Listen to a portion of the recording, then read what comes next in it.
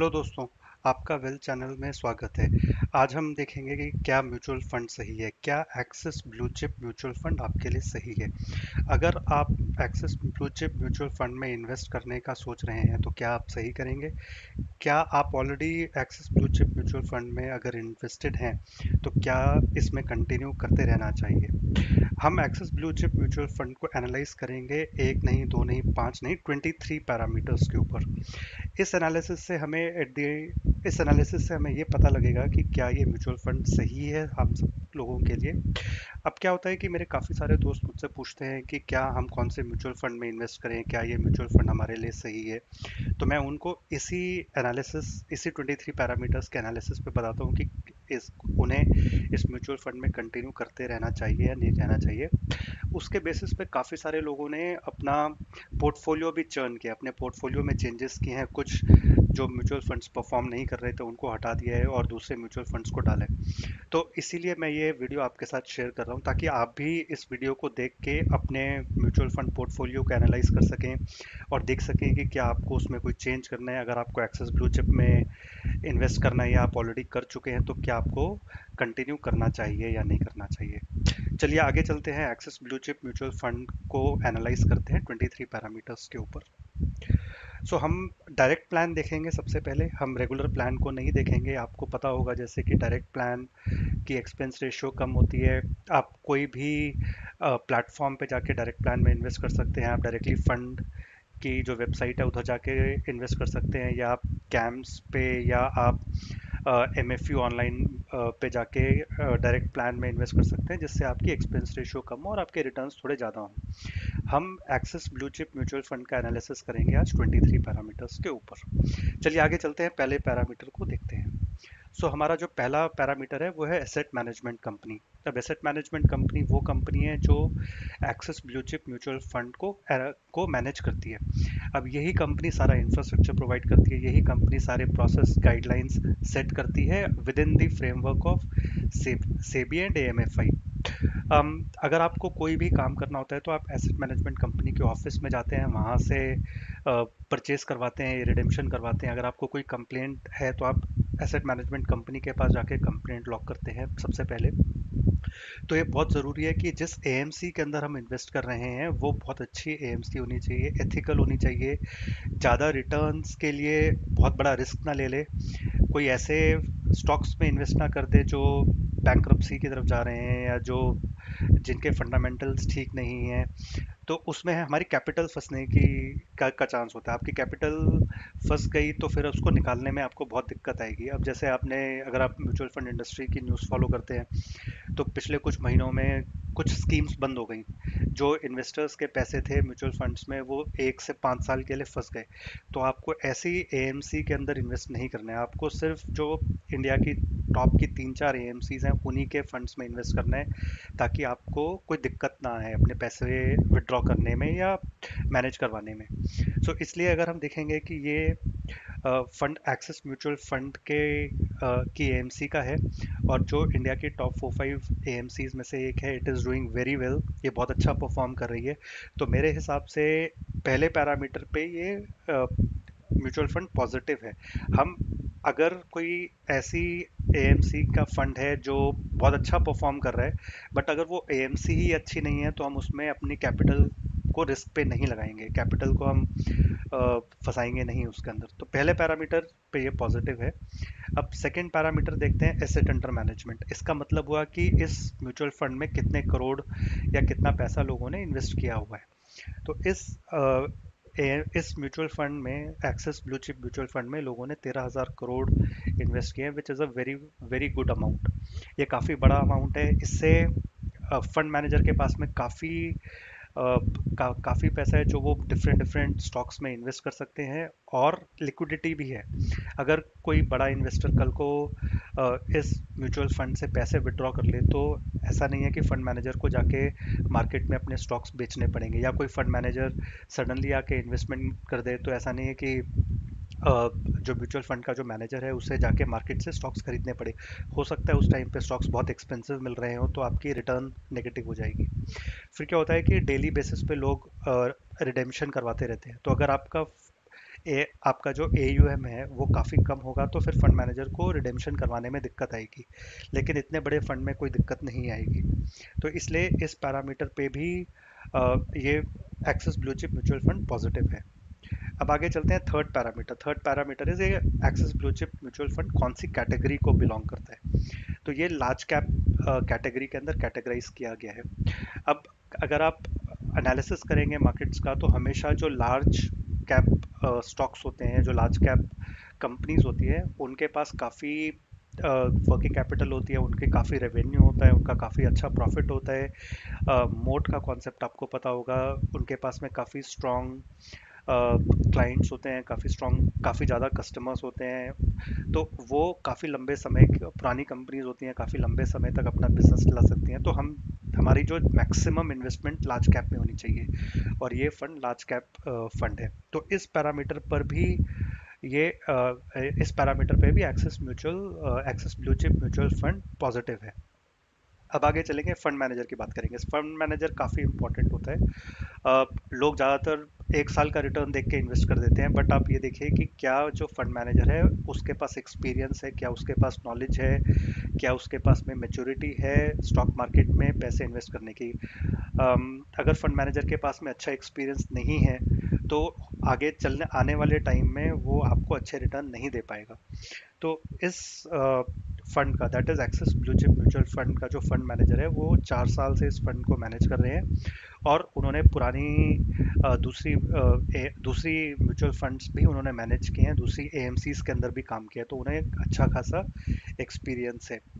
वो काफ़ी अच्छे इंस्टीट्यूट से उन्होंने पढ़ाई करी है। तो इस बेसिस पर भी ये काफ़ी पॉजिटिव फंड है, ये काफ़ी पॉजिटिव पैरामीटर है axis Blue chip mutual fund के लिए। अब आगे चलते हैं, नेक्स्ट पैरामीटर की बात करते हैं, बेंचमार्क। बेंचमार्क ऐसे होता है कि ये mutual fund, that is axis Blue chip mutual fund, अपने आप को कौन से इंडेक्स से बेंचमार्क कर रहा है। अब आप अपने आप को सेंसेक्स से बेंचमार्क करा सकते हैं, अब आप आपको निफ्टी से बेंचमार्क करा सकते हैं, S&P BSE 100 से करा सकते हैं, S&P 500 से करा सकते हैं। फ़र्क ये होगा कि सबसे ज़्यादा रिटर्न जो होता है वो आप उस बेंचमार्क से, अगर आप अपने आप उस इंडेक्स से अपने आप को बेंचमार्क करेंगे, तो आप अच्छे, तो फिर आप उसको बीट करने की कोशिश करेंगे। अगर आपने ऐसे इंडेक्स से अपने आप को कंपेयर किया जो ज़्यादा रिटर्न ही नहीं दे रहा, तो फिर आपका रिटर्न अच्छा ही दिखेगा। तो इसने axis Blue chip mutual fund ने अपने आप को निफ्टी 50 के साथ बेंचमार्क किया, जो कि इंडिया का सबसे बड़ा इंडेक्स है। तो अगेन इस पैरामीटर पे ये axis Blue chip mutual fund positive है। ये हमें कहना चाह रहा है, म्यूचुअल फंड हमें ये कहना चाह रहा है कि हम निफ्टी 50 का रिटर्न को बीट करने की कोशिश करेंगे। अब आगे नेक्स्ट पैरामीटर पे चलते हैं, ये है एक्सपेंस रेशियो। एक्सपेंस रेशियो ऐसे होती है कि जो फंड होता है वो एक्सपेंस के उसके जो एक्सपेंसेस होते हैं वो विड्रॉ करता है एक्सपेंस के जो फंड की AUM है उससे। तो इस फंड का एक्सपेंस रेशियो 0.44% है, 0.44% है, जो कि काफ़ी कम है as compared to some of the other funds जो मैंने रिव्यू किए। एक्सपेंस रेशियो बहुत ही कम होनी चाहिए, क्योंकि ये हमारे लिए कॉस्ट है बेसिकली। अगर आपने 1,000 रुपये इन्वेस्ट किए हैं, तो उसका 0.44% विड्रॉ हो जाएगा अमाउंट में से एक्सपेंस रेशियो के नाम पे। तो axis Blue chip mutual fund का एक्सपेंस रेशियो काफ़ी कम है। ये डायरेक्ट प्लान का एक्सपेंस रेशियो है, रेगुलर प्लान का एक्सपेंस रेशियो डेफिनेटली ज़्यादा होगा। तो ये पैरामीटर भी पॉजिटिव है axis Blue chip mutual fund के लिए। नेक्स्ट पैरामीटर पे चलेंगे, टर्नओवर। टर्नओवर होता है जैसे जो axis Blue chip mutual fund है उसने अंडरलाइंग स्टॉक्स खरीद रखे हैं, तो उनका कितना एनुअल टर्नओवर है, कितने स्टॉक्स को वो एनुअल बेसिस पे चेंज कर लेता है। तो इस तो axis Blue chip mutual fund का टर्नओवर 97% है, मतलब साल में वो 97% ऑफ स्टॉक्स अपने चेंज करता है। मेरे हिसाब से ये एक नेगेटिव पैरामीटर है axis Blue chip mutual fund के लिए, क्योंकि आपको इतने ज़्यादा स्टॉक्स चेंज नहीं करने चाहिए। एक आपका कोर पोर्टफोलियो होना चाहिए, जैसे अगर आपका 25 स्टॉक्स का पोर्टफोलियो है, तो 15 स्टॉक्स आपके कोर में होने चाहिए, जो आप कभी भी चेंज नहीं करेंगे अनलेस कोई फंडामेंटल प्रॉब्लम आ जाए उन कंपनीज में। और फिर आसपास के जो 10 स्टॉक्स हैं, जो सैटेलाइट स्टॉक्स हैं, आप उन्हें चेंज करेंगे। तो ये एक पैरामीटर पे axis Blue chip mutual fund negative है मेरे हिसाब से। नेक्स्ट पैरामीटर पे चलेंगे, 5 ईयर रिटर्न। हम लंबे अरसे के लिए इन्वेस्ट कर रहे हैं, हम लॉन्ग टर्म इन्वेस्टमेंट कर रहे हैं, तो हम 5 ईयर रिटर्न पहले देखेंगे। आज की डेट में 5 ईयर रिटर्न 9.7% है, जो कि लार्ज कैप कैटेगरीज में काफ़ी अच्छा है। अगर आप निफ्टी देखेंगे तो निफ्टी का एक्चुअली रिटर्न आज की डेट में नेगेटिव है। ज़्यादातर लार्ज कैप म्यूचुअल फंड्स का रिटर्न भी नेगेटिव है। तो इस पे axis Blue chip mutual fund काफ़ी अच्छा परफॉर्म कर रहा है, ये मेरे हिसाब से पॉजिटिव पैरामीटर है। अब 3 ईयर का रिटर्न देखते हैं। तो 3 ईयर का रिटर्न 9.3% है। Again this is better than the average, and this is better than all most of the other funds in the large cap category. तो लार्ज कैप कैटेगरी के जो बाकी फंड्स हैं उनसे ये बेटर है। निफ्टी के रिटर्न से भी ये बेटर है। निफ्टी आपको पता है पहले 12,000 था, अब आज की डेट में वापस 10,000 पे आ गया है। तो निफ्टी के रिटर्न से भी ये काफ़ी अच्छा है, और ये भी पॉजिटिव पैरामीटर है axis Blue chip mutual fund के लिए। हम अब आगे 10th पैरामीटर पे चलते हैं। 10th पैरामीटर हम देखेंगे 1 ईयर रिटर्न। तो 1 ईयर रिटर्न इसका -3% है, बट अगेन अगर आप कंपेयर करेंगे एक साल पहले निफ्टी 11,000 के आसपास था, आज की डेट में निफ्टी 10,000 के आसपास आ गया, पीछे 7800 तक चला गया था। तो तो axis Blue chip mutual fund का रिटर्न सिर्फ आज की डेट में -3% है, बाकी फंड्स -9 -10% तक गए हुए हैं। तो अगेन 1 ईयर रिटर्न के बेसिस पे भी axis Blue chip mutual fund positive है। अब आगे 11th पैरामीटर पे चलते हैं। 11th parameter is peer comparison. तो इसके लिए मैंने वैल्यू रिसर्च ऑनलाइन की साइट पे मैंने चेक किया। वहाँ पे लार्ज कैप कैटेगरी में 62 फंड्स लिस्टेड हैं, जिसमें axis Blue chip mutual fund की रैंकिंग 4th है। तो again this is very good, हमें टॉप 4-5 फंड्स में ही इन्वेस्ट करना है। एंड ये लॉन्ग टर्म टॉप 5 फंड्स में रहता है। अगर आप 5 साल देखेंगे, 3 साल के ड्यूरेशन में देखेंगे, 1 साल की ड्यूरेशन में देखेंगे, तो ये फंड टॉप 5 में ही रहता है। तो overall this is a very positive parameter for axis Blue chip mutual fund. तो ये पॉजिटिव पैरामीटर है। अब आगे चलेंगे पैरामीटर 12 पे। पैरामीटर 12 पी रेशो है। अब आप जैसे आपको पता होगा पी रेशो बहुत इंपॉर्टेंट होती है, ये रिफ्लेक्ट करती है कि कितनी वैल्यूएशन है। आप 1 रुपए के रिटर्न के लिए कितने पैसे, कितने रुपीस देने को तैयार हैं। राइट, सिंपल लैंग्वेज में कि अगर आपको 1 रुपए का रिटर्न चाहिए तो आप कितने पैसे इन्वेस्ट करने को तैयार हैं। निफ्टी की जो एवरेज पी है 17 होनी चाहिए, ऐसा कहा जाता है। जो एक्सपर्ट्स हैं वो ये कहते हैं कि हमेशा पी रेशो 20 के नीचे होनी चाहिए। तो इस फंड की जो पी रेशो है वो 29.4 है। ये मेरे लिए एक बहुत बड़ा रिस्क है। इसमें हम ये कहना चाह रहे हैं कि अगर हमें इस फंड से 1 रुपए का रिटर्न चाहिए तो हमें 30 रुपए इन्वेस्ट करने पड़ेंगे। तो ये बहुत बड़ा रिस्क है। ये मेरे हिसाब से एक सेकेंड नेगेटिव हो जाता है इस फंड के लिए। अब हम चलेंगे थर्ड नेक्स्ट पैरामीटर 13 पैरामीटर के लिए। 13 पैरामीटर में हम मैट्रिक्स पे आते हैं, ये है स्टैंडर्ड डिविएशन। तो axis Blue chip mutual fund का स्टैंडर्ड डिविएशन 16.5 है। तो आप पूछेंगे कि स्टैंडर्ड डिविएशन क्या होता है। तो स्टैंडर्ड डिविएशन वोलेटिलिटी है फंड की as compared to its index. तो ये 16.5 इज ओके। बाकी के फंड्स की भी इतनी ही वोलेटिलिटी होती है, तो ये एक पॉजिटिव पैरामीटर है। इस पे मैं axis Blue chip mutual fund को नेगेटिव रेट नहीं करूंगा, इसको हम लोग पॉजिटिव ही कंसिडर करेंगे।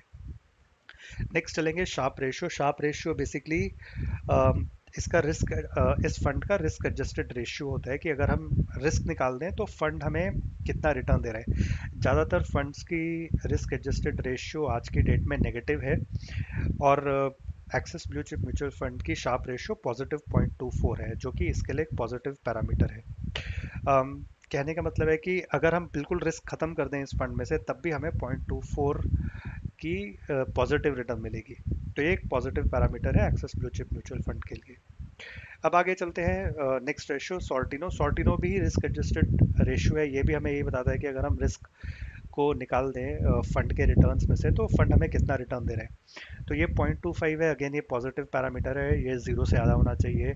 अगर आप और फंड से कंपेयर करेंगे तो उनका जनरली नेगेटिव होता है। तो ये कहते हैं कि हम जितना हम रिस्क ले रहे हैं उससे हम कम ही रिटर्न आपको दे रहे हैं। तो वो हमें ऐसे फंड्स नहीं चाहिए जो जिनकी शार्प और सॉर्टिनो रेशियोज नेगेटिव है। हमें ऐसे फंड्स चाहिए जिनकी शार्प और सॉर्टिनो रेशियो पॉजिटिव है। अब हम नेक्स्ट, ये पॉजिटिव पैरामीटर है। अब हम पैरामीटर 16 पे चलते हैं जो अल्फा है। अल्फा इज कि बाकी फंड से, निफ्टी से ही हमें कितना ज़्यादा रिटर्न दे रहे हैं। तो इसकी जो अल्फा है वो 5.89 है, ये बहुत ज़्यादा है, ये बहुत अच्छी है। बाकी फंड्स की अल्फा इतनी ज़्यादा नहीं होती है, तो ये बहुत ही पॉजिटिव पैरामीटर है।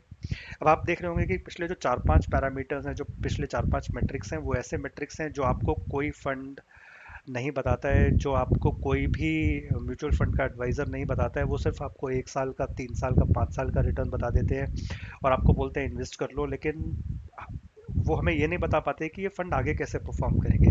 ये मैट्रिक्स हमें ये बता रहे हैं कि ये फंड आगे भी अच्छा परफॉर्म करेगा, axis Blue chip mutual fund हमें आगे भी अच्छा रिटर्न देगा। नेक्स्ट पैरामीटर पे चलते हैं, बीटा। बीटा इज कि फंड की अ, इस फंड की सेंसिटिविटी कितनी है मार्केट से। अगर मार्केट, जैसे निफ्टी समझिए, 1 पॉइंट मूव करता है तो ये फंड की एनएवी कितनी मूव करेगी, सिंपल लैंग्वेज में। तो इस फंड का बीटा 0.75 है। मतलब ये बहुत ज़्यादा फ्लक्चुएट नहीं करेगा अगर मार्केट वॉलेटाइल होगी, which is a good thing. आपको एकदम से सडन फ्लक्चुएशंस अपने फंड के अंदर नहीं चाहिए, तो axis Blue chip mutual fund के लिए भी ये पॉजिटिव पैरामीटर है। नेक्स्ट चलते हैं R squared. R squared is basically कि ये कितना, इसकी जो अंडरलाइंग एसेट है, विच इज अंडरलाइंग जो इंडेक्स है, उसको कितना क्लोजली रिजेंबल करता है। तो इसका अंडरलाइंग इंडेक्स, जैसे आपने देखा था कि निफ्टी 50 है, तो निफ्टी 50 को ये 0.88 रिफ्लेक्ट कर रहा है कि निफ्टी 0.8 से 1.2 मेरे हिसाब से ठीक है, क्योंकि फंड मैनेजर को हमें फ्रीडम भी देनी है कि वो अपने जो निफ्टी 50 के नॉन परफॉर्मिंग फंड्स हैं उनको ना रखे, वो सिर्फ उतने ही वही फंड्स रखे जो अच्छा परफॉर्म कर रहे हैं। जो अच्छा परफॉर्म नहीं कर रहे उन स्टॉक्स को अपने फंड में ना रखे। तो आर स्क्वेड इसके लिए एक पॉजिटिव पैरामीटर है। अब हम चलेंगे नेक्स्ट पैरामीटर 19। सो इसमें टोटल कितने स्टॉक्स हैं। अब ये बहुत इंपॉर्टेंट है। आपको ऐसे फंड में इन्वेस्ट करने का कोई फायदा नहीं है जिसने 100 स्टॉक्स के अंदर इन्वेस्टमेंट की है, क्योंकि क्या होता है, अगर आपने 100 स्टॉक्स के अंदर इन्वेस्टमेंट की हुई है तो 10 अच्छा परफॉर्म करेंगे, 10 खराब परफॉर्म करेंगे, वो अपने आप को एवरेज आउट कर देंगे। तो आपको सिर्फ वही 10-20 स्टॉक्स अपने पोर्टफोलियो में रखने हैं जो अच्छा परफॉर्म कर रहे हैं। तो axis Blue chip mutual fund ने 23 स्टॉक्स रखे हैं, जो कि मेरे हिसाब से एक बहुत ही ऑप्टिमम है। अगर आप बहुत कम लेंगे तो फिर आपका पोर्टफोलियो काफ़ी कॉन्सेंट्रेटेड हो जाएगा। अगर आपने बहुत ज़्यादा कर दिया तो आपके रिटर्न्स एवरेज आउट हो जाएंगे, आपको बहुत अच्छे रिटर्न्स नहीं देगा फंड। तो 23 इज़ अ गुड नंबर। मेरे हिसाब से ये axis Blue chip mutual fund के लिए काफ़ी पॉजिटिव पैरामीटर है। नेक्स्ट चलेंगे मार्केट कैपिटलाइजेशन। मार्केट कैपिटलाइजेशन इसकी 2,31,287 करोड़ है, 2,31,287 करोड़।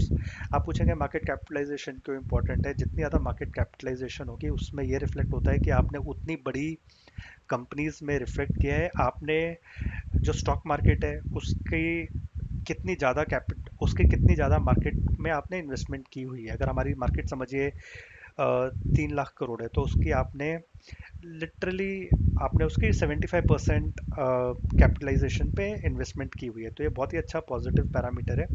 मार्केट कैपिटलाइजेशन मेरे हिसाब से, मेरे ओपिनियन में, जितनी ज़्यादा होगी फंड की उतना अच्छा है।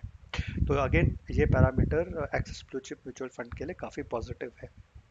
नेक्स्ट चलेंगे, नेक्स्ट पैरामीटर कॉन्सेंट्रेशन। ये आपको बताता है कि कितना कॉन्सेंट्रेटेड फंड है। अब जैसे हमने पीछे बात की थी, आपको बहुत ज़्यादा कॉन्सेंट्रेटेड फंड भी नहीं चाहिए कि सिर्फ 4 ही स्टॉक्स हैं, तो अगेन 4 में से एक अगर एक नॉन परफॉर्मिंग हो गया तो आपकी फंड में रिटर्न नहीं आएगी। और अगर बहुत ज़्यादा डाइवर्स फंड है, अगर उसमें 100 स्टॉक्स हैं तो उसमें से 10 अच्छा परफॉर्म करेंगे, 10 अच्छा परफॉर्म नहीं करेंगे, तो at the end of the day आपको अच्छा रिटर्न नहीं मिलेगा।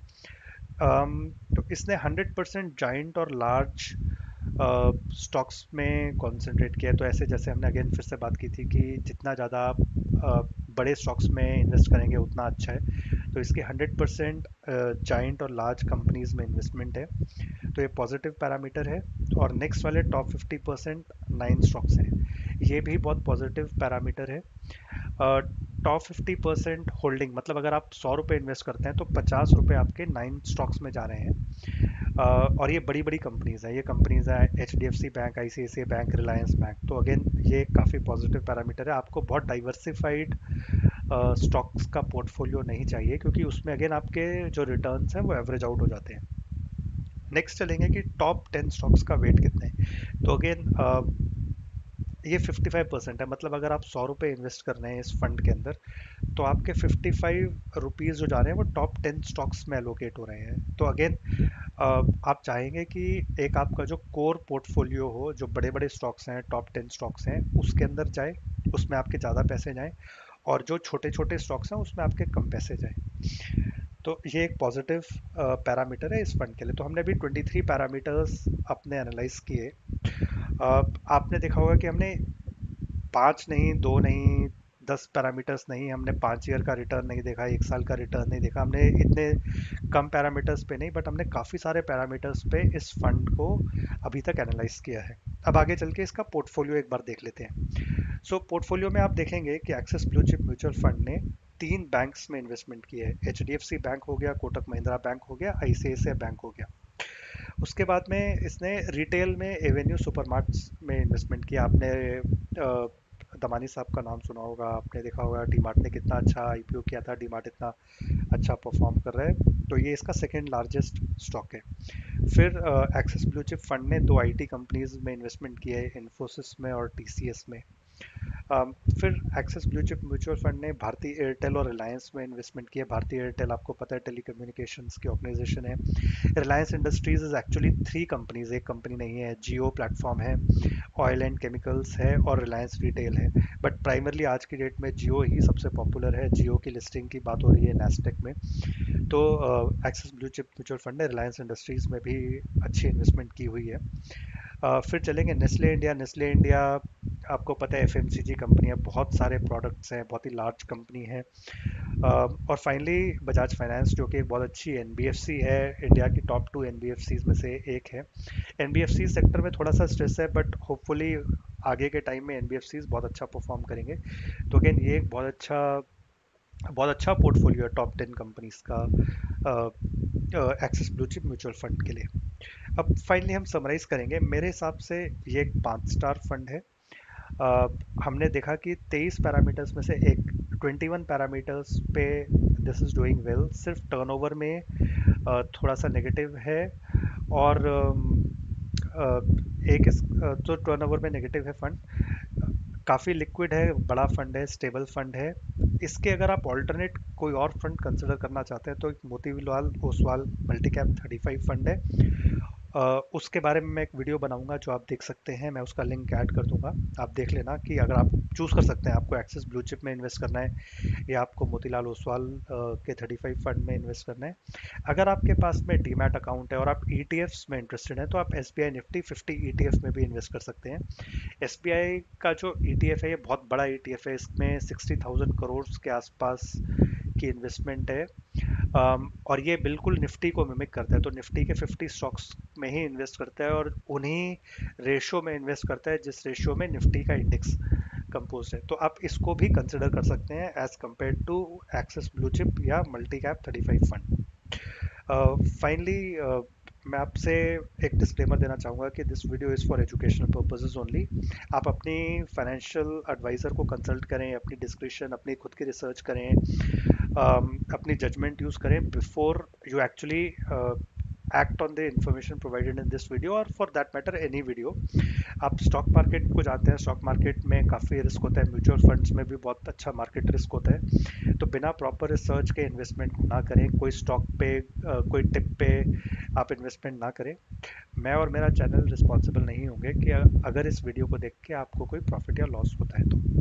फाइनली अगर आप चाहते हैं कि मैं कोई आपका म्यूचुअल फंड है, आपने अपना पोर्टफोलियो रिव्यू कराना चाहते हैं, अगर आपने किसी म्यूचुअल फंड में इन्वेस्ट किया है और आप उसका रिव्यू देखना चाहते हैं, अगर आप किसी स्टॉक में इन्वेस्ट करने का सोच रहे हैं और उसके बारे में आप मुझसे जानना चाहते हैं, तो आप कमेंट में एंटर कर दीजिए, तो I will create a video for that.